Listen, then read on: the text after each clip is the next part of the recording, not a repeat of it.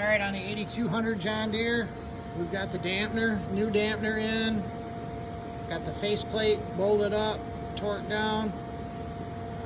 Got the bracket for the fan gearbox on. Something I wanted to show you though. This is that coupler. This is the drive coupler that bolts to that faceplate on the dampener.